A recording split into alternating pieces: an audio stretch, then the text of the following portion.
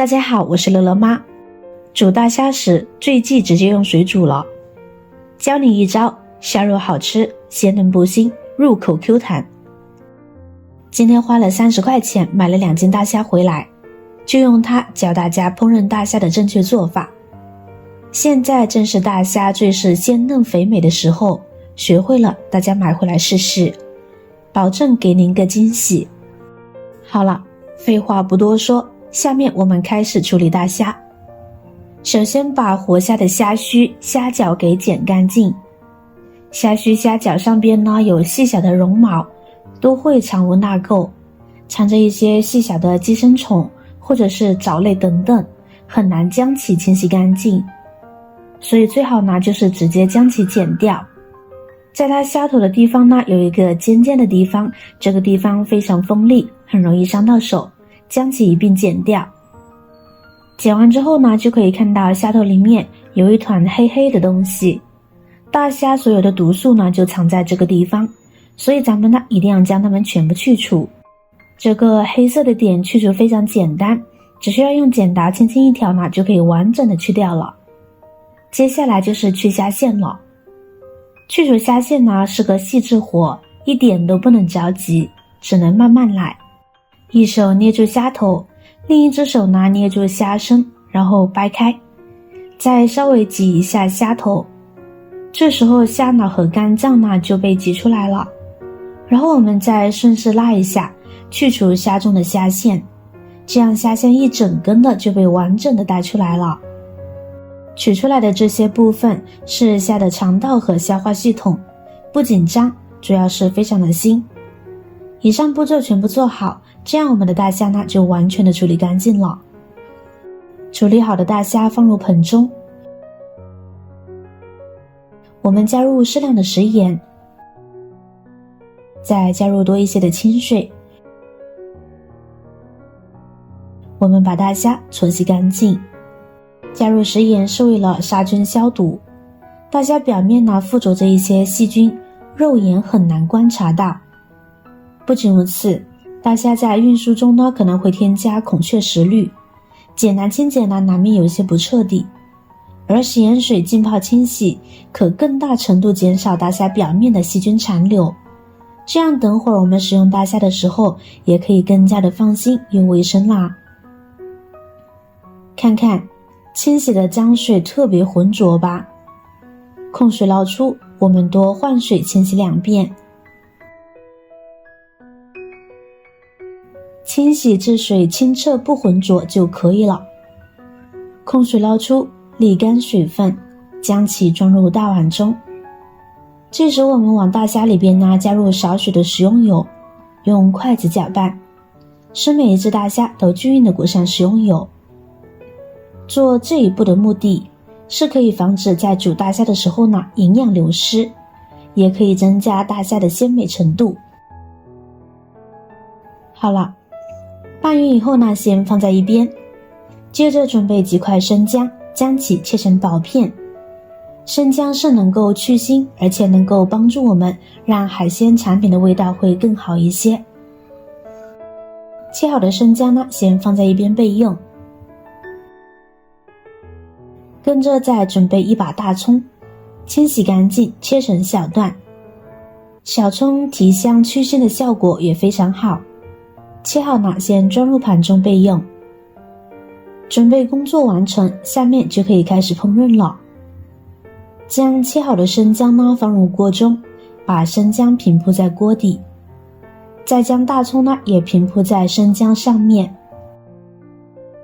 跟着我们准备一瓶啤酒也加进去，啤酒中含有天然的麦芽香味，和大虾混合可以增香去除腥味，使肉质鲜嫩更加美味。然后我们把蒸屉放上来，再把大虾放进去，使大虾均匀铺开，这样大虾里外受热均匀，吃起来味道也更佳。剩下的姜片和葱段也放少许在大虾的上面就行了，这样能更好的去腥增香。然后盖上盖子，大火焖8分钟即可。很多人做大虾时都是直接加水煮，其实直接煮的大虾，经过长时间的雨水融合，肉质会变得不鲜甜，腥味还很重，所以煮大虾时直接加水煮就错了。蒸一蒸更能保证虾肉的鲜嫩程度。趁这个空隙，我们可以准备一碗自己喜欢的调料，准备一块生姜，切薄片，再切细丝，然后将其切成末，这样就行。切好装入小碗中，跟着准备几个小米椒，将其切成圈，再准备2瓣大蒜，切成小块，跟着一起再剁一剁，剁得碎小一些，这样香辣味更容易释放出来。好了，一同装入小碗中。最后准备一根小葱，直接切葱花，